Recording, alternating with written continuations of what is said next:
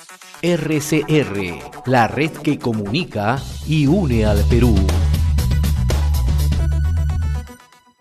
Somos RCR, Red de Comunicación Regional. Estamos transmitiendo directamente en nuestra central informativa, plataforma principal. Estamos ubicados en Lima, ciudad capital de la República. Nuestro agradecimiento a las estaciones de radio que nos permiten ingresar a distintos puntos del territorio nacional. A esta hora vamos a establecer comunicación con el doctor Francisco Pantigoso Veloso da Silveira, abogado especialista en Derecho Tributario, director de Pantigoso Estudios y Asociados, docente en la Universidad del Pacífico y en la Universidad Peruana de Ciencias Aplicadas, UPC. Doctor Pantigoso, qué gusto saludarlo. En primer lugar, un feliz año 2021. Hola Pepe, ¿qué tal? Un gusto. Igualmente para todos ustedes, al gran equipo de RCR, un feliz año. Comenzamos con un tema polémico, ¿no?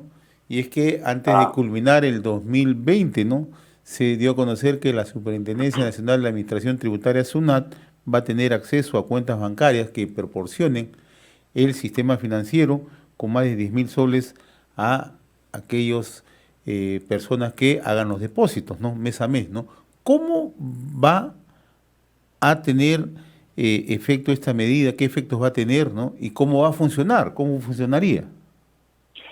Sí, Pepe, lo que pasa es que esto viene, el origen es el decreto legislativo 1434, que mencionó que esto podría pasar. Lo que pasa es que ya a más de un año que no salía el reglamento. Lo que pretende esta norma es que los bancos informen, ¿no?, los saldos, los promedios, los montos más altos, los rendimientos de las cuentas de personas naturales y empresas, ¿no? ¿Por qué? Lo que pretende la SUNAT es identificar, ¿no es cierto?, inconsistencias en aquellos saldos mayores a 10.000 soles, ¿no?, que es lo que se tienen que reportar, a efectos de hacerle un cruce con lo que uno declara. Ejemplo, si en el saldo aparece que yo tengo 20.000 soles, pero voy declarando, ¿no es cierto?, ingresos en el mes, que puede ser por alquileres, ¿no?, por las retenciones que uno tiene, etcétera, por 8.000, la diferencia va a generar que la SUNAT mande un requerimiento y te diga o te pregunte: contribuyente, no entiendo esta diferencia, explíqueme. No significa, como la desinformación ha estado generando, que inmediatamente te quiera cobrar, para nada. Simplemente lo que va a hacer es una forma más de determinar una posible contingencia. Esto ya existía de alguna manera con el ITF. Recordarás, Pepe, que esto del ITF es un impuesto del 0.005%, ¿no?, a las operaciones de débitos y créditos bancarios, ¿no? Con esto la SUNAT identificaba movimientos extraños, ¿no?, en tus cuentas y te preguntaba qué está pasando. Yo creo que esta norma, en primer lugar, ¿no?, haciendo un orden de análisis, es inconstitucional. ¿Por qué? Porque la Constitución, en el artículo 2, numeral 5, el artículo de derechos de las personas, ¿no?, señala que no se puede violar la reserva bancaria, salvo orden del juez, el fiscal de la nación, que puede pedirlo, o una comisión investigadora del Congreso. Nada de esto está sucediendo. Es más, lo que estamos mencionando ahorita en este análisis es un anexo a un decreto supremo, el 340, ¿no?, que salió el domingo pasado. Y esta es una norma que ni siquiera es ley, ¿no? Entonces yo creo que se está violando hasta el principio de legalidad. Indudablemente esto es un afán de mayor fiscalización y recaudación, ya que obviamente la situación no es de la más holgada para el fisco, ¿no? Pero yo creo que hay formas y hay respetos constitucionales que hay que seguir, ¿no? O sea, la finalidad de combatir la ilusión, la evasión es totalmente loable, está muy bien. Pero se tiene que respetar, ¿no es cierto?, las normas que son de mayor jerarquía. Ahora, ¿qué pasa? Esto de la normativa del 340, Decreto Supremo 340, lo que va a determinar es mayor, digamos, trabajo, por decirlo así, de parte de los bancos respecto al análisis que está pidiendo mes a mes la SUNAT, aparte que el monto es bastante bajo, ¿no? Estamos hablando de 10.000 soles, que es un poco más de $3.000, ¿no? Entonces, indudablemente, esta es una labor que se la han, ¿no es cierto?, trasladado al banco, como muchas cosas que la administración ha trasladado a terceros, ¿no?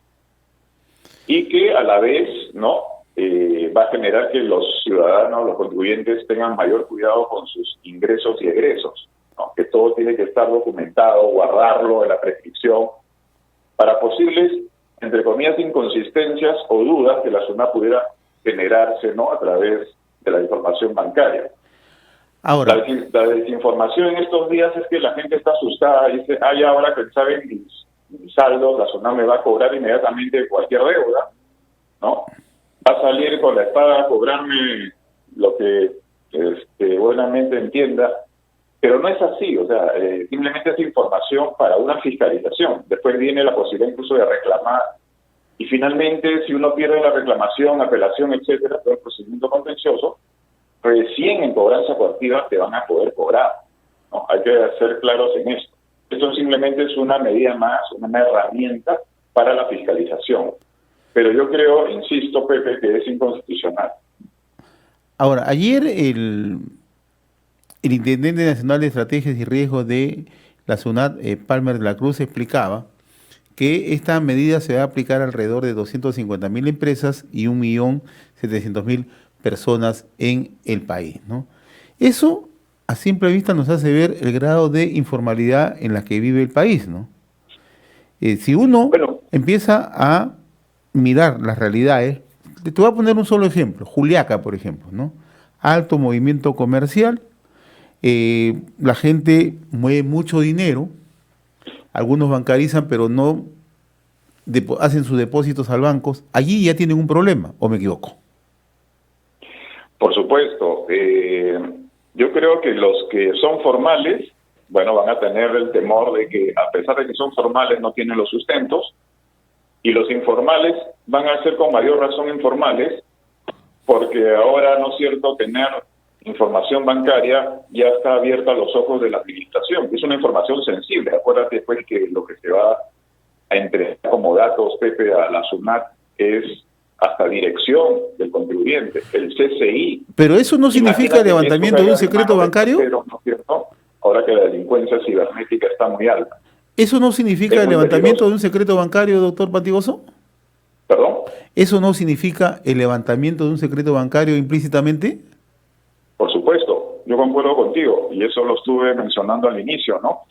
Es tal cual tú dices, eso es levantar el secreto bancario, pero no lo está haciendo un juez, no lo está haciendo el fiscal de la Nación, no lo está haciendo una comisión investigadora del Congreso. La norma es clarísima, Pepe, y hay parámetros que hay que respetar. Acá la SUNAT está levantando el secreto bancario. Algunos constitucionalistas dicen, no, pero ya hay una referencia, ¿no?, antecedente del Tribunal Constitucional respecto al IPF, que generó el levantamiento de la digamos, información bancaria, porque unos dicen hay que leer la Constitución de manera concordada, ¿no? Acá está priorizándose la recaudación. Yo no estoy de acuerdo con eso, porque si es así, la Constitución entonces la podemos interpretar, en este caso, ¿no?, al gusto de la administración tributaria, ¿no?, priorizando el tema de la recaudación frente a unos principios que por algo están en la Constitución, ¿no?, y están en el artículo 2, o sea, son derechos fundamentales de la persona. Entonces, yo creo que aquí lo que se viene, y no hay que ser mago, ¿no?, es una acción seguramente popular contra el Decreto Supremo, y los afectados individualmente acciones de amparo, ¿no?, y estarán en todo su derecho. Acá no significa que estamos escondiendo las cuentas, ni mucho menos, ¿no? Hay que respetar simplemente lo que es una reserva de información sensible, porque con esto la administración está entrando, ¿no es cierto?, ya al detalle de tu nivel financiero, ¿no?, a información que, como te repito, no debería estar abierta así nomás, ¿no?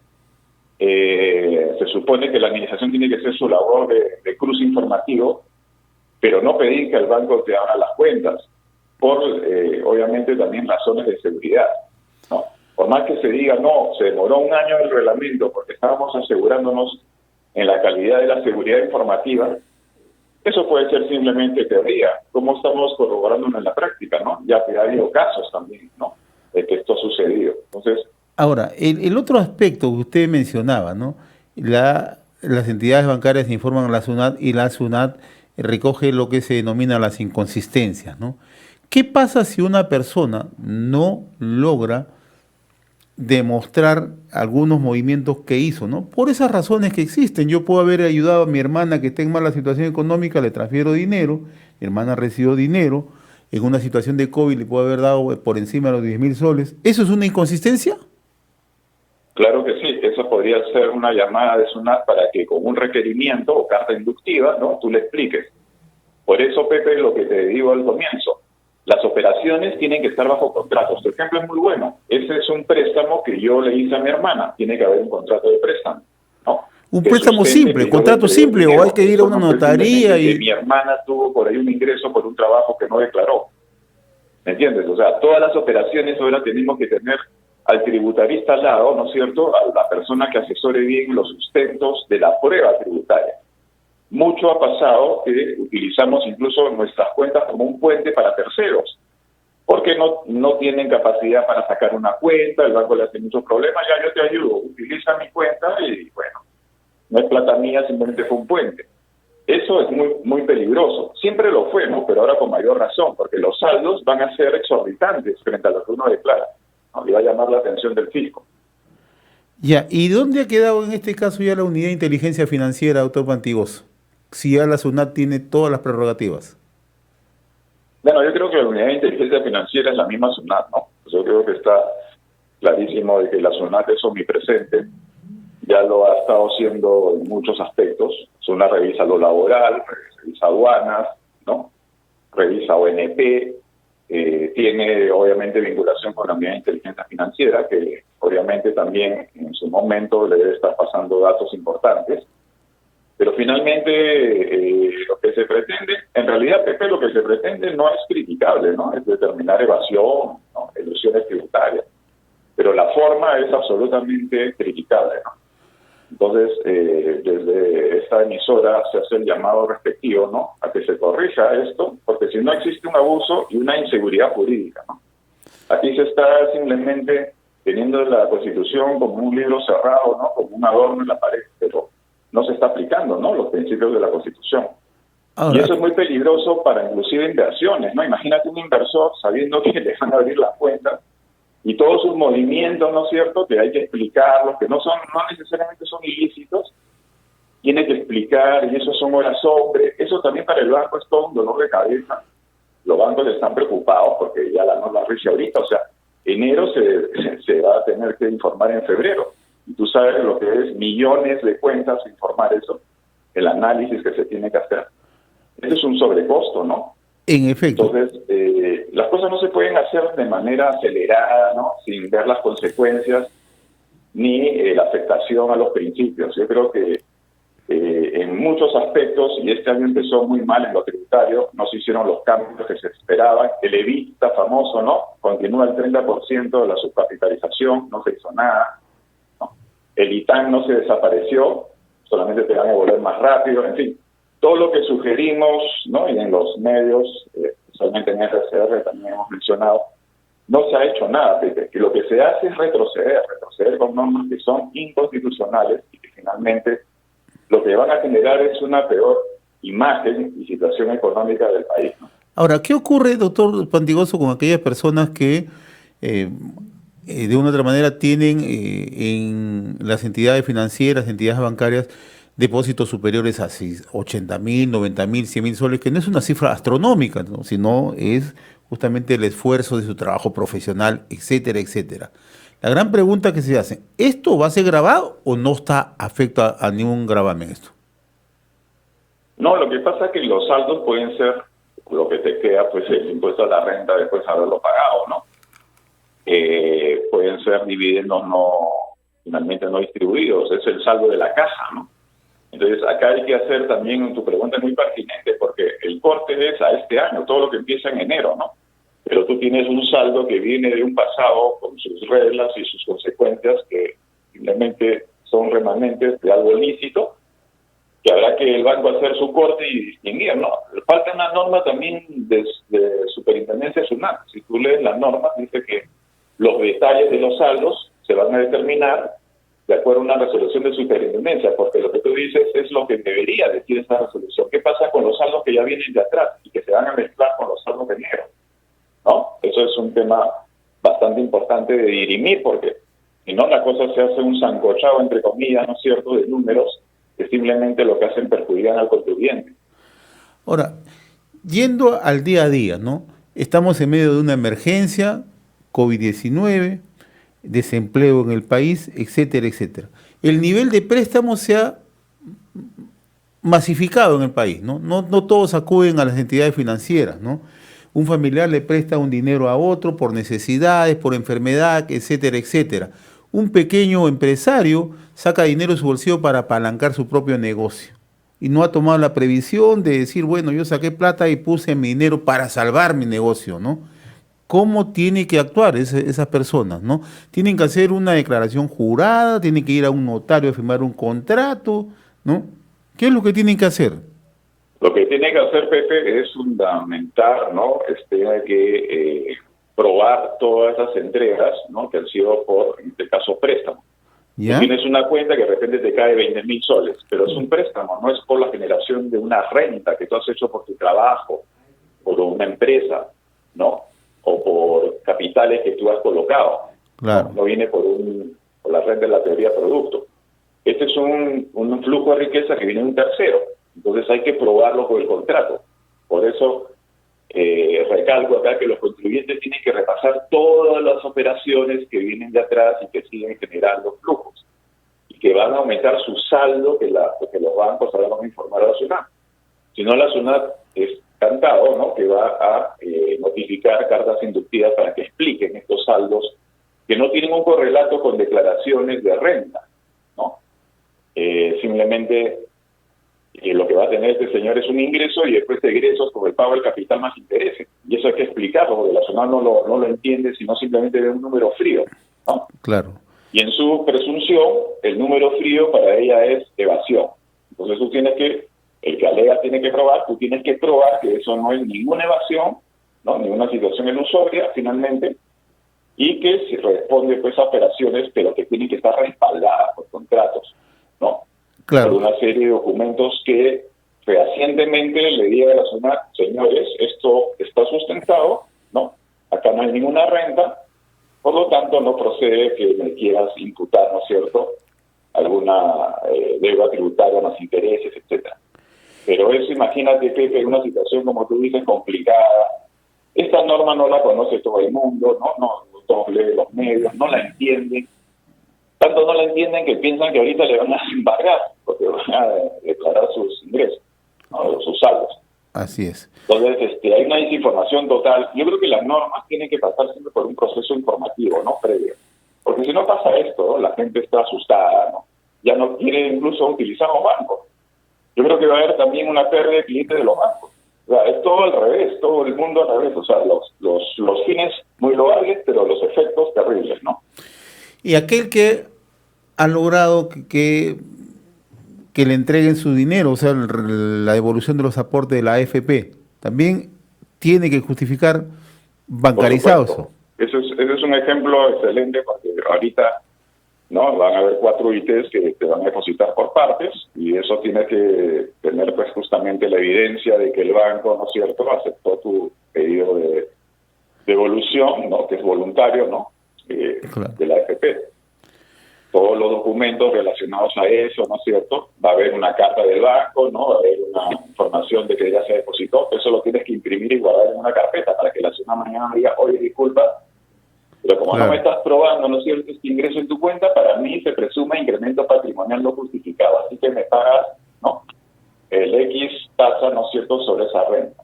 Ahora, esto corre a partir del 1 de enero de este Tiene que año. probar en contra de esta presunción es el contribuyente, pero si el contribuyente, como casi la mayoría lo es, por desconocimiento, no porque lo quiera hacer, es desordenado, vamos a tener un serísimo problema, Pepe, en lo que es la prueba, y finalmente muchos pagarán, ¿no es cierto?, por simplemente desinformación, y eso no se trata, ¿no? Hay que educar Claro. también en este tema.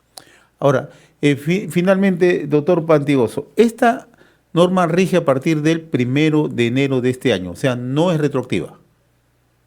No, ya empieza a regir, ¿no?, el 1 de enero. ¿Ya?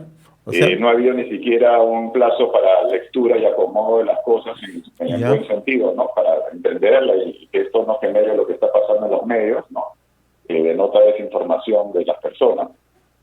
pero ya no se retrocede, es un decreto supremo, salvo que lo derogue, ¿no? Es una norma del Ejecutivo, acuérdate, es un reglamento.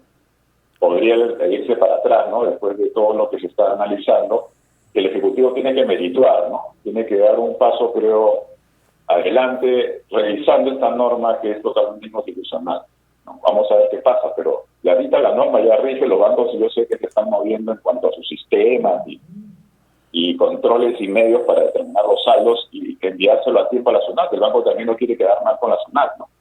Ese es el tema. En efecto. Doctor Francisco Pantigoso, como siempre, muy reconocido por esta comunicación con RCR, Red de Comunicación Regional. Sé que usted se encuentra en el sur del país, pero siempre dispuesto a brindarnos la orientación, ¿no? Y sobre todo, ¿no?, los conocimientos en materia tributaria. Yo le agradezco, como siempre, la gentileza. Un fuerte abrazo. De nada, Pepe, un fuerte abrazo también. Feliz año nuevamente. De igual manera, feliz año. Conversamos con el doctor Francisco Pantigoso, abogado especialista en Derecho Tributario, director de Pantigoso Estudios Asociados, docente de la Universidad Pacífico y en la Universidad Peruana de Ciencias Aplicadas. Ya lo saben, ¿ah? Si hace alguna transacción, ahora todo bancarice, ¿no? A quienes no les gusta bancarizar, ¿no? Hay quienes dicen, no, simplemente entrega el dinero, después no, ahora no. Ahora todo se tiene que bancarizar, ¿no? Así que estamos advertidos, ¿no? Pero esto va a tener un efecto, ¿no? Mayor informalidad, ¿no? Ojalá que nos equivoquemos. RCR, la red que comunica y une al Perú.